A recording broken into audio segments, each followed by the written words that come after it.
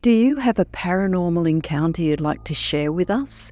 Send us an email with your story for a chance of it being featured on Weird World.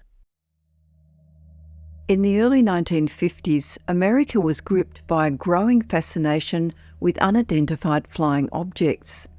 The aftermath of the Roswell incident in 1947 and numerous reported sightings had captured the public imagination, setting the stage for encounters like the one William Squyres was about to experience. On the morning of August 25, 1952, a remarkable event occurred in the quiet countryside between Frontenac and Pittsburgh in Kansas. William Squyres, an employee of KOAM Radio, was making his routine commute to work when he encountered something that would challenge his understanding of reality and spark decades of debate in the UFO research community. At approximately 5:30 a.m, as Squyres drove along Highway 60, his attention was drawn to an unusual sight just above the tree line of a nearby woodland.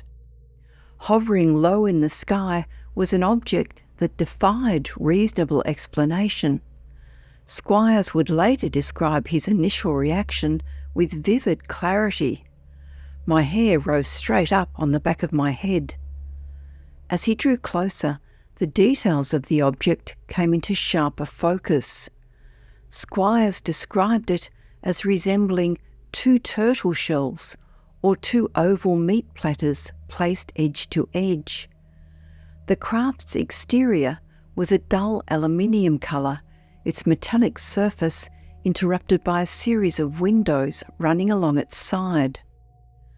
Perhaps most intriguingly, Squyres noted a series of small propellers projecting outward at close intervals all the way around the object, all of which were revolving at high speed. Squyres' estimate put the object at approximately 75 feet in length, 45 feet wide, and 25 feet in height, dimensions that dwarfed any conventional aircraft of the time. As it hovered, the craft exhibited a peculiar rocking motion, adding to its otherworldly appearance. Through the rectangular windows, Squyres observed a fluctuating bluish light, alternating between dark and light intensities. More astonishingly, he reported seeing considerable activity behind these windows. Some were partially obscured, as if by an opaque glass, but Squyres could still discern moving figures within. Of particular note was a second clearer window positioned forward of the others.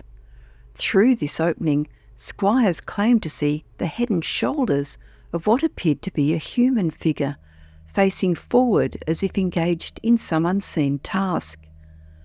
"I definitely saw a human being through the window," Squyres would later insist.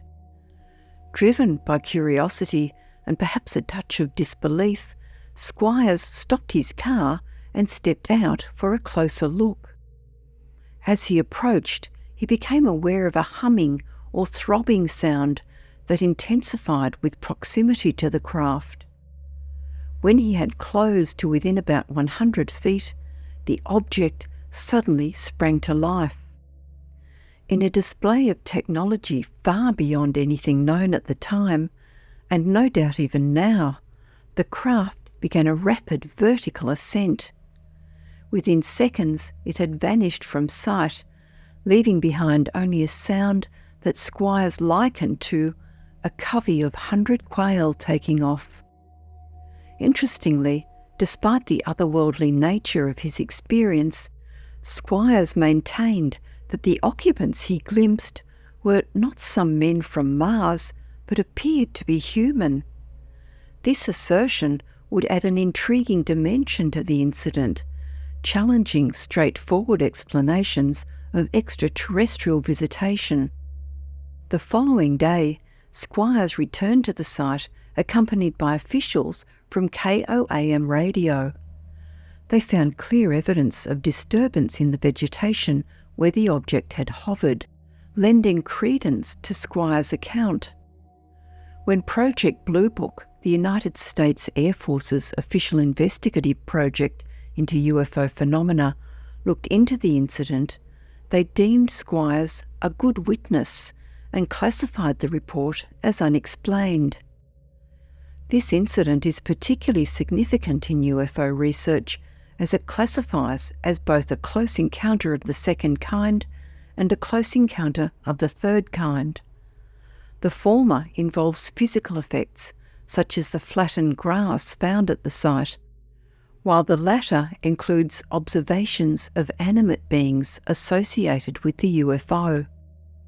The Squyres case, encompassing both, provides a richer set of data for researchers to analyse. The physical trace evidence, the flattened grass in a 60-foot diameter circle with a curious swirling spiral pattern, adds a crucial layer of credibility to Squyres' account. In UFO research, such tangible evidence is highly valued as it provides a measurable, objective component to the encounter that can be scientifically examined. Squyres' insistence that the being he saw appeared human rather than alien opens up intriguing possibilities. Given that the technology far exceeded that of the 1950s, and indeed our current capabilities, some have speculated whether these could have been humans from the future. This theory aligns with the human appearance of the occupants and the advanced nature of the craft. Others propose that these might have been extraterrestrial beings disguised to look human, perhaps for periods where they may mingle amongst and closely observe the human population. Alternatively, it's possible that this encounter was with an alien species that naturally resembles humans, at least from a distance. It has been suggested that convergent evolution may explain why other alien beings seem to adhere to the humanoid form. Convergent evolution occurs when two unrelated species evolve similar features in response to environmental pressures, as it may tend to represent an optimal solution for survival within a given context. The consistent observation of the humanoid form may indicate that this morphology might not only be common, but possibly the norm amongst intelligent life forms in the universe, as it may disproportionately favour greater degrees of advanced function and dexterity compared to others. While some have suggested this could have been a classified human aircraft, the technology described, as stated earlier, would seem to far exceed even our current capabilities, making this explanation less likely.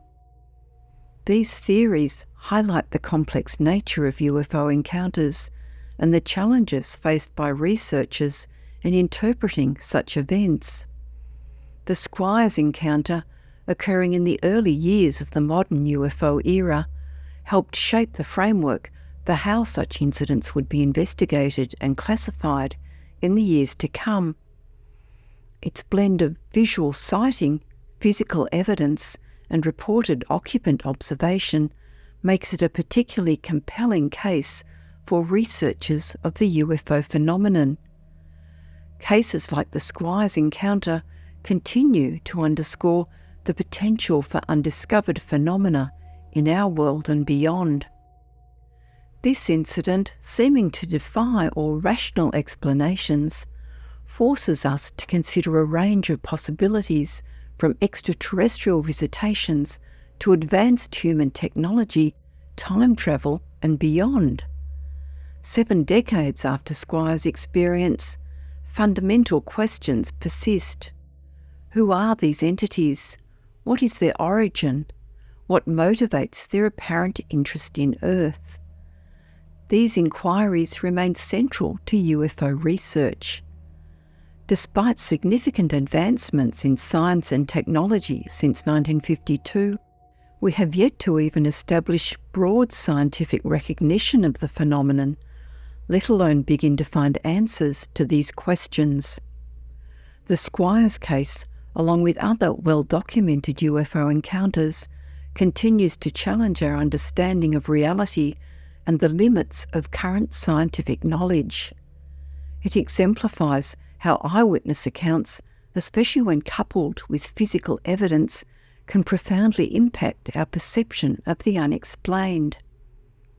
As we reflect on this incident from our 21st century perspective, it's clear that the mystery surrounding UFOs persists. The lack of definitive answers, despite decades of investigation and technological progress, highlights the complex nature of the phenomenon and the challenges inherent in studying events that defy our current scientific frameworks.